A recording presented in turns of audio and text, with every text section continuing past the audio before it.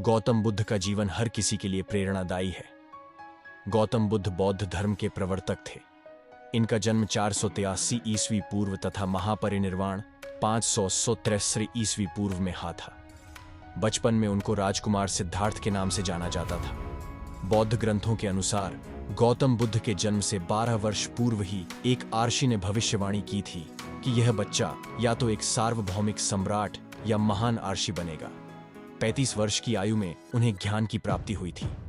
वह संसार का मोह त्याग कर तपस्वी बन गए थे और परम ज्ञान की खोज में चले गए थे। आइए आज हम आपको सिद्धार्थ के महात्मा बुद्ध बनने तक के सफर के बारे में बताते हैं। बुद्ध का गोत्र गौतम था। बुद्ध का वास्तविक नाम सिद्धार्थ गौतम था। उनका जन्म शाक्य गणराज्य की राजधानी कपिलवस्तु के निकट लुम्बिनी में हुआ था। बुद्ध के जन्म के 7 दिन के भीतर ही उनकी माता का देहांत हो गया था। उनका पालन पोषण उनकी मौसी गौतमी ने किया था। शिशु का नाम सिद्धार्थ रखा गया था। शाक्य वंश के राजा शुद्धोधन सिद्धार्थ के पिता थे। सिद्धार्थ के जन्म से पूर्व हुई भविष्यवाणी से परेशान होकर उनके पिता ने उन्हें तपस्वी बनने से रोकने के लिए राजमहल की परिधि में रखा।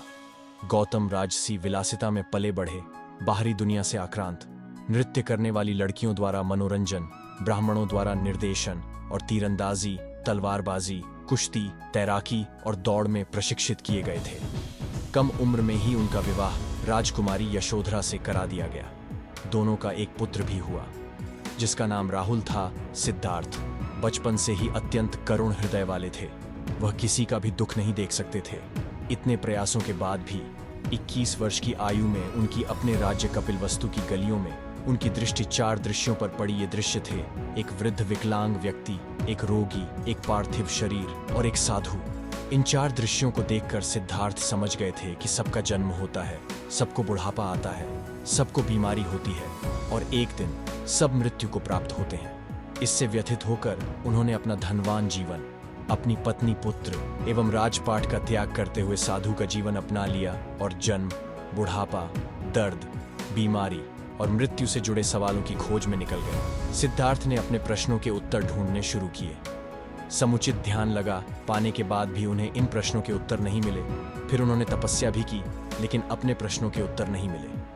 इसके बाद कुछ और साथियों के साथ अधिक कठोर तपस्या प्रारंभ की। ऐसे करते हुए 6 वर्ष व्यतीत हो गए।